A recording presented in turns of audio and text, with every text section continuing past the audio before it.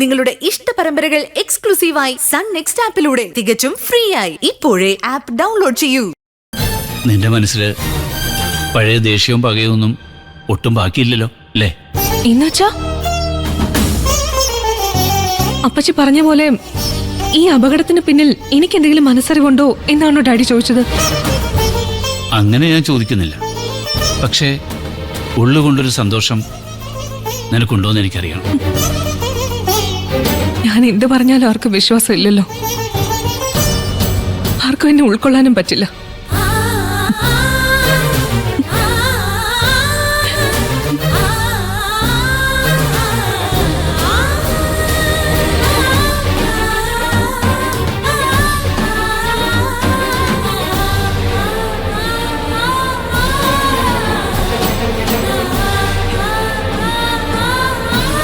എന്താ മോളെ ഇവിടെ വന്നിരിക്കുന്നേ?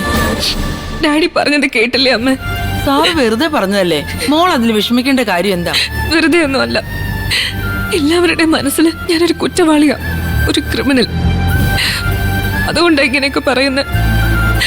അപ്പച്ചി പറയുന്ന മനസ്സിലാക്കാം. പക്ഷെ ഡാഡിക്ക് എന്നെ ഇപ്പോഴും സംശയമാണെന്ന് പറഞ്ഞു. മോൾ അങ്ങനെ ഒന്നും കരുതണ്ട. ഡാഡി വെറുതെ പറഞ്ഞതാ. അത് വലിയ സങ്കടമായിട്ടൊന്നും മനസ്സിലെടുക്കണ്ട. മോളെ ഞങ്ങൾക്ക് എല്ലാവർക്കും മനസ്സിലാവും. ഇങ്ങനെ സങ്കടപ്പെട്ടിരിക്കാതെ വേഗം പോയി മുഖം കഴുകേ. ചെല്ല്.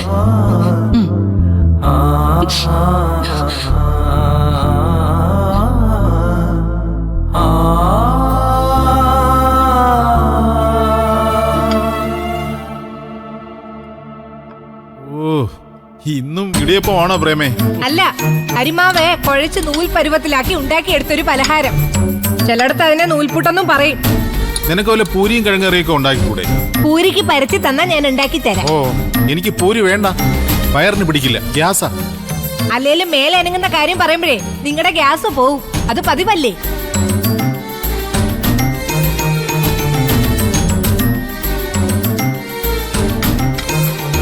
ചേച്ചി,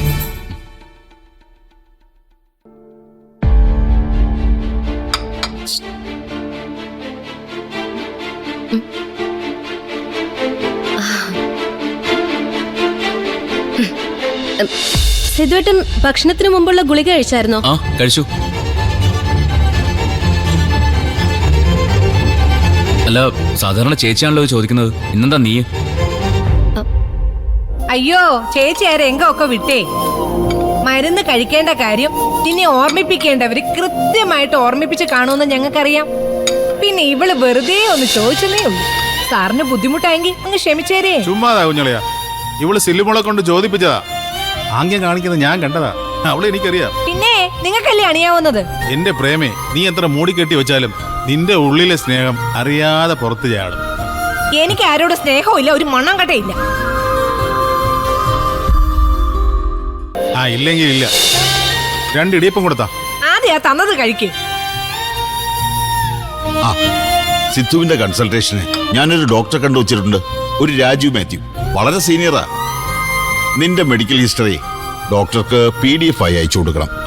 നമ്പർ ഞാൻ തരാം. ആ, അത് നന്നായി. ഹൃദയ പരിശോധനയ്ക്കുള്ള ഉപകരണങ്ങളൊന്നും ജയിലിലില്ലല്ലോ.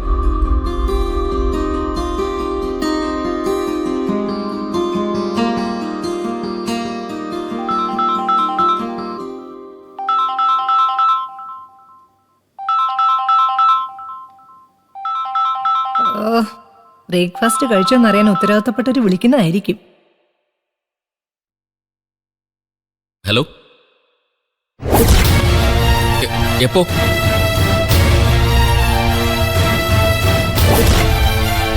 ഇല്ല, ഞാൻ അറിഞ്ഞില്ല.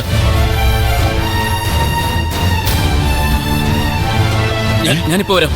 എന്താ സിദ്ധു? എന്താ സിദ്ധു? ഞാനിപ്പോ വരാച്ച, ഒരു പ്രശ്നമുണ്ട്. എടാ സിദ്ധു, അളിയാ, അളിയാ, എന്താടാ? മോനെ, കാര്യം പറഞ്ഞിട്ട് പോ കുഞ്ഞളിയാ.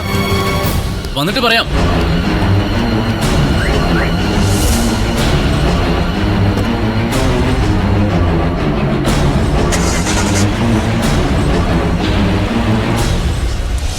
ദേവിക എവിടെങ്കിലും തട്ടി വീണ് മുട്ടുപൊട്ടി കാണും. അല്ലെങ്കിൽ അവിടെ നഖം വെട്ടിയപ്പോ വിരലിന്റെ അറ്റം ഒന്ന് ഇത്തിരി പോലെ മുറിഞ്ഞു കാണും. അതാവൻ പായുന്നത്.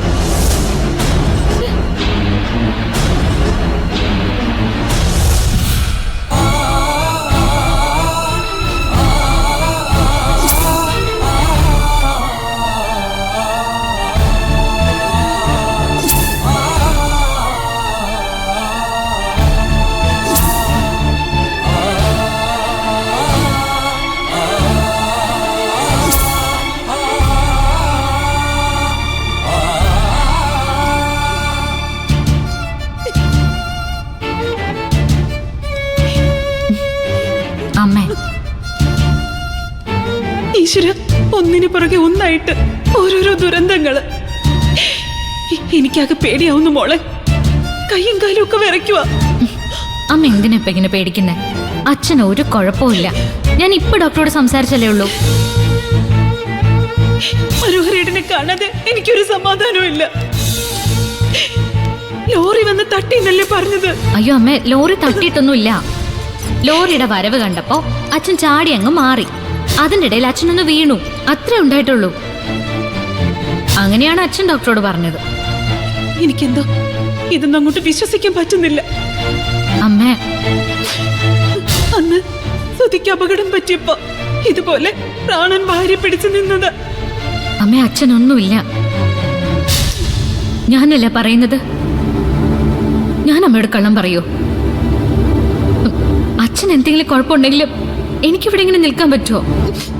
രാവിലെ കാപ്പി കുടിച്ച കപ്പ് താഴെ വീണ് പൊട്ടിയപ്പോഴേ കൊച്ചമ്മ പറഞ്ഞതാ എന്തോ ആപത്ത് വരാൻ പോകുന്നുണ്ടെന്ന്. എന്റെ അമ്മ, ഇതൊക്കെ ഓരോ അന്ധവിശ്വാസങ്ങളല്ലേ? അതൊക്കെ വിശ്വസിച്ച് കരയാൻ അമ്മേ. എന്തോ അമ്മേ, അമ്മ ഇങ്ങനെ കരയാതിരിക്കെ. സിസ്റ്റർ, ഈ പരിക്ക് പറ്റി കൊണ്ടുവന്ന മനോഹരൻ ഡ്രസ്സിംഗ് നടക്കുക. അയ്യോ സിസ്റ്റർ, അങ്ങനെ പേടിക്കാനൊന്നുമില്ല. കൈമുട്ടിനും കാൽമുട്ടിനും ചെറിയ സ്ക്രാച്ച് ഉണ്ട്. സ്റ്റിച്ചിടേണ്ട മുറിവൊന്നുമില്ല. ഞാൻ പറഞ്ഞില്ല അമ്മേ.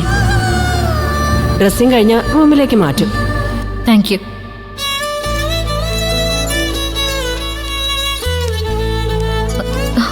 അച്ഛാ,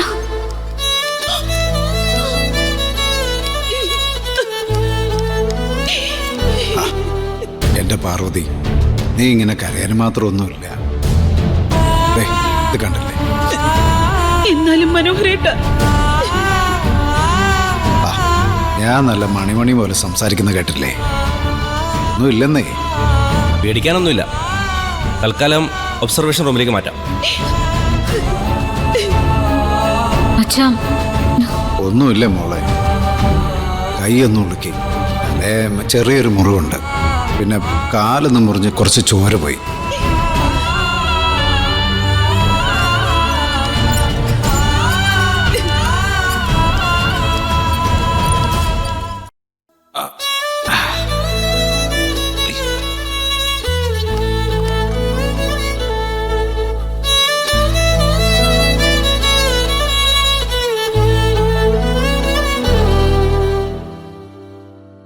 ട്രിപ്പ് കഴിഞ്ഞ ഉടനെ പോകാം. അതുവരെ കണ്ണടച്ചൊന്ന് വിശ്രമിക്കേ, ക്ഷീണം മാറട്ടെ. ഒരു നാഷണൽ പെർമിറ്റ് ലോറിയെ തോൽപ്പിച്ചിട്ട് വന്നല്ലേ. ഭാഗ്യം കൊണ്ട് ഡോക്ടറെ രക്ഷപ്പെട്ടത്. ആരോ എടുത്ത് മാറ്റിവെച്ചതുപോലെ ആ ലോറിയുടെ മുമ്പിൽ നീ മാറിയത്.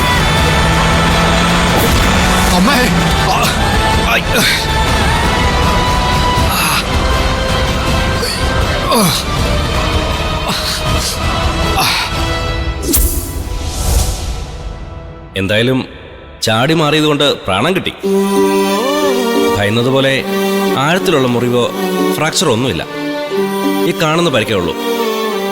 അത് വീട്ടിൽ ചെന്ന് റെസ്റ്റ് എടുത്താൽ മാറും. ഡോക്ടർ, ഹെഡ് ഇഞ്ചുറി ഒന്നും? സ്കാനിങ്ങിൽ കുഴപ്പമൊന്നും കാണുന്നില്ല. അത് തന്നെ ഭാഗ്യം. അധികം സംസാരിപ്പിക്കണ്ട, റെസ്റ്റ് എടുത്തോട്ടെ.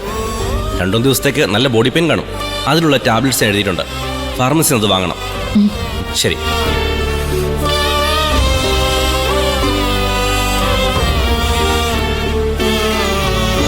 അച്ഛാ, ഇപ്പൊ എങ്ങനെയുണ്ട്?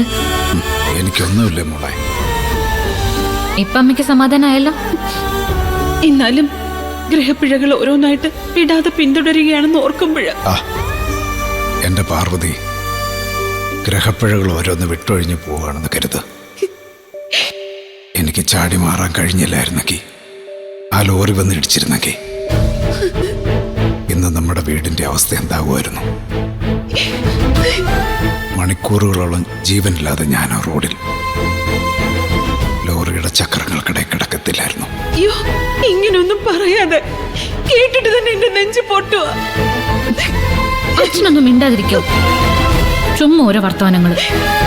അല്ല മോളെ, ആശുപത്രിയിലേക്ക് കൊണ്ടുവന്നപ്പോഴും അവിടെ കാഷ്വാലിറ്റി കിടന്നപ്പോഴും ഒക്കെ ഞാൻ ചിന്തിച്ചത് ഇത് തന്നെയാ. സത്യത്തെ ഞാൻ ചാടി മാറുക എന്ന് എനിക്ക് തന്നെ വിശ്വസിക്കാൻ പറ്റുന്നില്ല. ഞാൻ ഡോക്ടറോട് പറഞ്ഞില്ല. ആരോ ലോറിയുടെ മുമ്പിൽ നിന്ന് എന്നെ എടുത്തു മാറ്റി വെച്ച പോലെ എനിക്ക് തോന്നിയത്.